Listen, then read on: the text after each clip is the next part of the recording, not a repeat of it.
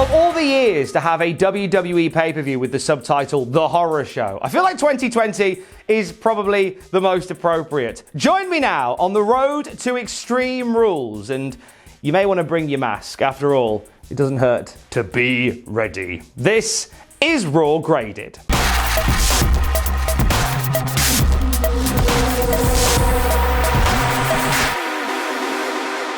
We start Raw, actually I'm inside on my own, I don't necessarily need that. We start Raw with a contract signing brawl. Literally the moment that the lights come on, we've got Sasha Banks and Bayley tearing strips out of Asuka. Officials splitting them up, Samoa Joe trying to keep the peace. He keeps the peace just long enough so Dolph Ziggler can make his entrance for his contract signing. He wants to do the honors of introducing his opponent for Extreme Rules, Drew McIntyre. And once the dust settles, we have a contract signing. And Dolph Ziggler signs his side of the contract for his WWE title match.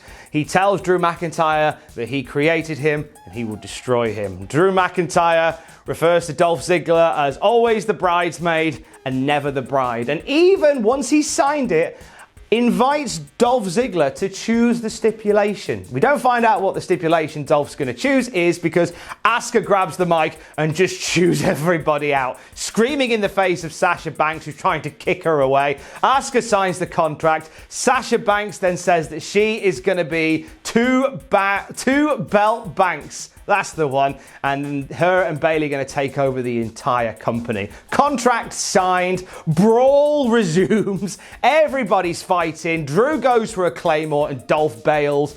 We see Sasha Banks bailing from the ring as well. And the first segment of the night ends with Drew and Asuka holding up their respective championships while Sasha Banks, Bayley and Dolph Ziggler are on the outside of the ring. We find out this is our main event tonight. Dolph Ziggler teaming with Sasha Banks to take on Drew McIntyre and Asuka, giving this opening segment an A+. I think it's up there as one of my favourite contract signings ever, because the joke is always that a contract signing ends with a brawl. So let's think outside the box. Let's literally start it with a brawl. And also, in terms of people channel hopping, I know they're keen to catch more people channel hopping for Monday Night Raw.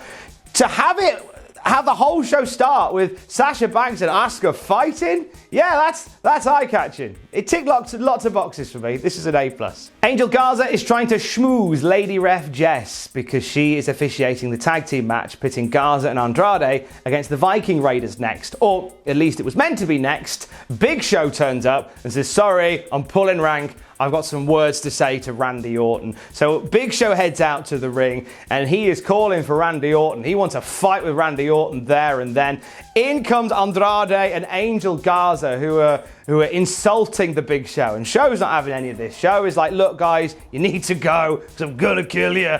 And eventually Big Show invites them in for a fight. You see them start to circle the ring. Zelina Vega says she's gonna send Big Show to the retirement home with Edge and Christian. And then this brings out Ric Flair, who temporarily calls off Garza and Andrade to talk to Big Show and says that Randy Orton is here, but he isn't coming out. He isn't coming out to see you. And he warns Big Show to stay away from Randy Orton. And then he leaves. And that's pretty much Ric Flair's involvement in the arena tonight. It looks as if Garza and Andrade are going to attack the Big Show now, but then the Viking Raiders come out and they jump them, and now we've got the tag team match. Eric and Ivar taking on Angel Garza and Andrade. Ivar's got a new move, by the way, where he rubs his beard on you. I'm looking forward to that being mo-capped for WWE 2K22. During the match, we see Garza and Andrade really working well together until there is some confusion over a tag,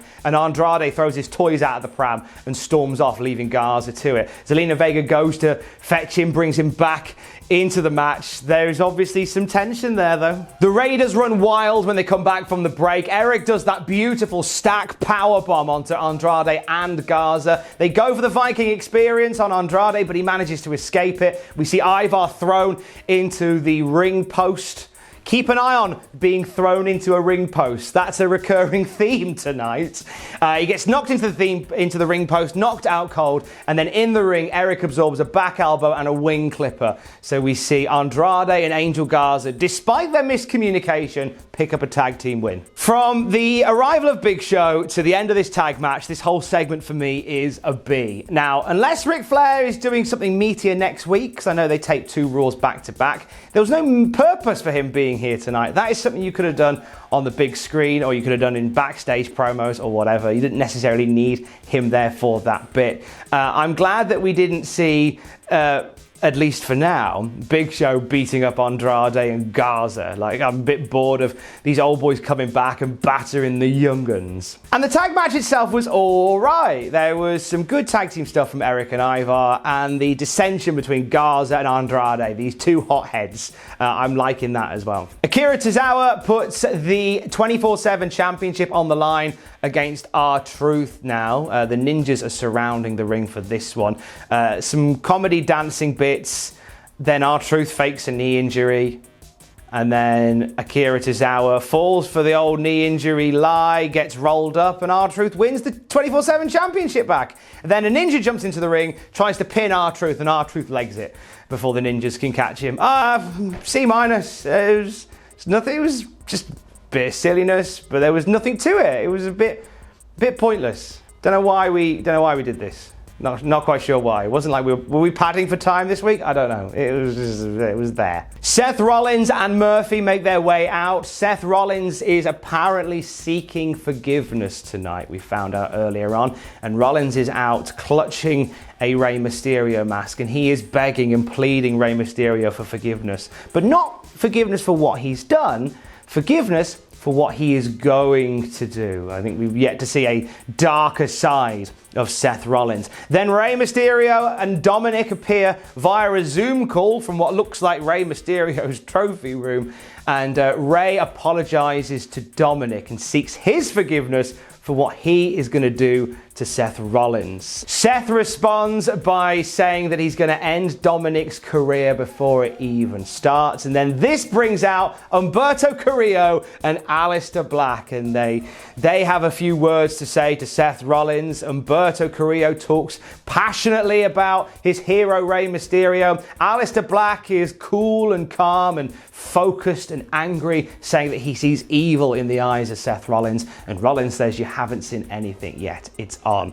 And we have a tag team match now, Seth Rollins and Murphy versus Humberto Carrillo and Aleister Black for, I think, the 912th time. It's a good match. They have fast-paced and aggressive throughout it. Humberto in particular stood out to me as having a lot more fire than he normally has, as he seems to really lit it up in this match. Aleister Black goes for Black Mass. Joe drops the line, "Tune up the choir," for Black Mass is about to commence. I'll give you half a point for that. It's all right. He misses it, but Carrillo hits a 619. Tried to earlier in the match, finally nailed it second time round. Rollins and Murphy rally with a beauty of a top rope knee bomb. So Murphy's got him in a powerbomb position and brings down Carrillo as a powerbomb as Seth knees him in the face off the top rope. Very nice. Only a 2 count though. Carrillo tries to rally but ends up eating a stomp for the victory. After the match, they are not done with the lads, and we see Rollins and Murphy throw Aleister Black into the timekeeper's position. We see them pull Humberto Carrillo out of the ring. Remember that mask that Seth brought to the ring with him? Puts it on Carrillo's head, goes to drive his eye into the steel steps, but manages, in the nick of time, Aleister Black manages to get there and stop this from happening. But Seth takes the moment that he has to just give old Humberto Carrillo a curb stomp onto the steel steps and then legs it up the ramp. Giving it a B+, very good segment. Rollins is always great on the mic. I feel like we're seeing Black and Humberto versus Murphy /Theory /Rollins every single week. I feel like this is getting a bit repetitive now. I feel like Seth is constantly threatening to bring out the darkest side, and we're still waiting for that darkest side thing to happen, it feels like. So I feel like we're stalling a little bit with this now, and I'm ready for something new to happen in this rivalry or for this rivalry to end. Lana is preaching the good word of Natalya, I guess somebody has to Ruby Riott backstage ahead of her match against Peyton Royce. This was made earlier on when the Iconics were mocking Ruby Riott, who was trying to call Liv Morgan. This bleeds into a match between Royce and Riott. Billie Kay distracts Ruby Riott to get it started, so Peyton Royce takes advantage. Some fire from Ruby Riott, who gets back into this match, but unfortunately she falls foul of distraction from Billie Kay once again, which leads to a big spin kick and a spinning brainbuster from Peyton Royce that looked a bit good. And Peyton Royce picks up the solo win. C+ for me. It was all right. There was some good points in this match. It was fine. These two work well together. I think this is building to Ruby Riott and Liv Morgan reuniting the Riott squad, which I'm fine about. I'm excited for the idea of bulking out the women's tag team division once again. And if Ruby Riott's not doing anything, and if Liv Morgan's lost her way a little bit, put them back together. Happy days. In a match made just shortly after their run-in with the Big Show, we get Andrade and Angel Garza facing the big, nasty giant Paul White in a handicap match. This is basically Andrade and Garza trying to wear down Big Show for ages, but Big Show just pushing them away. Garza gets a little bit in here, actually, which I thought was amazing, where we see Big Show charge at Garza in the corner. Garza does a low drop kick to take him to his knees, and then Garza just unloads on Big Show with big old kicks in and around the head, and knocks him down actually completely on his back. Looks like go Garza. Then Andrade tags himself in and carries on putting the boots in. And Garza is furious about this. Because this was his moment. And then Andrade said, oh, I want my moment. And so Garza goes, all right, you can have your moment. And in a mirror of earlier on, where Andrade left in a huff, Angel Garza rolled out the ring and went, all right, it's all yours then. So Zelina Vega's trying to talk him back down towards the ring. We watch as Andrade eats a choke slam from the Big Show for the 1, 2, 3. Then Big Show picks him up and hits him with a knockout punch just for good measure. And Big Show is gunning for Randy Orton. Torn between a C+ and a B- for this one. I'm probably going to give it a B-. Whilst I don't like seeing like older guys coming back and just beating up on guys that have been there every week and been built every week. I thought Garza and Andrade were protected to an extent. Seeing Garza getting a lot of licks on Big Show was quite promising. I feel like if this match had happened like a year ago, it would have been double chokeslam 1, 2, 3 and done. Like there was a bit more care. And the whole thing with Garza leaving Andrade in the lurch is a nice play on their story from earlier on. So I wasn't massively against it. I am, however, massively against Big Show and Randy Orton fighting, which it looks like it's happening at Extreme Rules. Don't need that. Don't need that. It was a bit crap 5 years ago. Don't want it anymore, thanks. After a fun little backstage segment between R-Truth, Cedric the Entertainer, and Richard O'Shea, R-Truth's words, not mine, we have Apollo Crews facing MVP in a non-title match. MVP at the start is really running Apollo Crews down on the mic, saying that he should be giving back and he should be grateful for the opportunity. He shouldn't be turning down the chance to work with him. And Apollo Crews says, hey, look, you only want to work with me to get something out of it for you. You know, the only person you care about is yourself. And then MVP says, you know, if you don't want me as a manager, you're not going to want me as an enemy. And they have themselves a match. And Crews sends MVP packing for the majority of this one. Crews very dominant in the early stages on MVP. We see Lashley pull MVP out of the ring at one point, and Crews is quick to counter with a somersault senton that wipes out Lashley. MVP takes the moment to hoy him into the steel steps, takes him out, and that puts MVP back in charge. When we come back from break, it is all MVP. Crews rallies from MVP's beatdown. He misses the big boot into the corner, hits a hefty spine buster onto MVP, goes up to the top rope, but distraction from Lashley costs him. He ends up eating a big boot in the corner, followed by a fisherman suplex for the 1, 2, 3. MVP has just pinned the US champion in a non-title match. After the match, Lashley locks in the full Nelson onto Apollo Crews. Cedric Alexander and Ricochet hit the ring, and with some springboard offense, they're able to prize Lashley away. This match between these two, I'm actually going to give a B-. I thought it was a real good showing between these two. MVP can still go in the ring, and there was enough in this match for me to love. That's good. We come back from break and a match is already in progress. It's Lashley versus Ricochet, and Lashley is just hoying Ricochet all over the ring. Throws him across the ring, from the apron, halfway across the ring, outside the ring, throws him into the steel post, nearly gets counted out, but Lashley gets him back into the ring in time.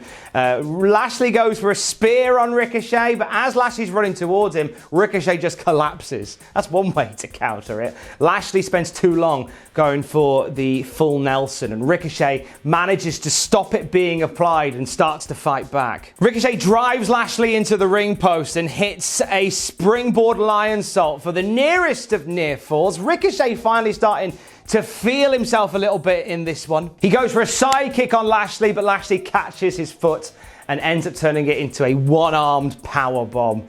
Shortly after this, he applies the full Nelson and gets the win by submission. Cedric gets into the ring to check on his tag team partner, and Bobby Lashley, feeling a little bit flamboyant, just decides to lock in the full Nelson on Cedric as well. This to me was a B. I actually really enjoyed this, more than I thought I would. I was worried it was just going to be Ricochet getting hammered, as he is wont to do in these big matches at the moment. But the fact that Ricochet managed to find his own groove near the end and fight back into this made a big difference. I'm hoping this means that some fortunes are turning around for Ricochet now. Main event o'clock, and it is Drew McIntyre and Asuka taking on Dolph Ziggler and Sasha Banks in mixed tag team shenanigans. Drew dominates Dolph to start, and Dolph makes the tag to Sasha Banks before he can get too much momentum up. And then we see the first exchange between Sasha Banks and Asuka in this match, and it really whets the appetite for Extreme Rules. Like, these two have a real nice pattern where they work together. Asuka goes for the Asuka lock early on, Sasha manages to avoid it and then eats a back elbow from Asuka before the break. When we come back from break, Dolph is on Drew and hits an elevated DDT to wipe him out. We then see tags either side once again as Asuka and Sasha Banks get into it once again. Bayley distracts Asuka, which leads to Sasha Banks taking control on Asuka for quite some time in this match. Asuka finds a way out using a code breaker, makes the tag to Drew, who just lights up on Dolph Ziggler. Just wipes him out here, there and everywhere. Dolph manages to fight his way into his corner. Sasha makes her own tag in and gets in the face of Drew McIntyre. Dolph is on the apron at this point, and Drew takes out a bit of frustration by just knocking Dolph Ziggler off the apron. As Sasha Banks is chewing out Drew, here is Asuka with a big kick to the head of Sasha for a near fall. Outside the ring, we see Dolph drive Drew McIntyre into the ring post. If you've been taking shots every time somebody gets driven into the ring post, you'll be hammered at this point. Back in the ring, a series of pinfall and submission attempts by Sasha Banks and Asuka ends up with Asuka going for the Asuka lock on Banks, Banks turning it into a roll-up and getting the victory over the Raw Women's Champion. Raw goes off the air with Dolph Ziggler, Sasha Banks and Bayley all celebrating outside the ring. Given the main event a B+. I didn't mention her enough, but Bayley was on commentary for this whole thing, dropping some cracking one-liners throughout all of this. So Bayley was good fun to have on comms. I enjoyed the exchanges between Dolph and Drew. I really enjoyed the exchanges between Asuka and Sasha Banks. I feel like they're going to have a Night Stealer potentially at Extreme Rules. Bit gutted that Asuka's been pinned again. I feel like she's getting pinned more as champion than she's ever been in her career. Regardless, it was a very enjoyable main event. Overall, Raw is a B- for me. I thought this wasn't the greatest episode of Raw that we've had. The opening bit was the highlight with the double contract signing. I'm looking forward to Drew and Dolph. I have no doubt in my mind that Drew will win. I have some doubt about Asuka retaining her title against Sasha Banks. I'm very intrigued by that. I have no doubt in my mind about Randy Orton and Big Show. To me, Randy Orton versus Big Show at Extreme Rules is a bit like Low-Key and a face mask. It's something I want absolutely nowhere near my face in 2020. Stay safe. Love you, bye.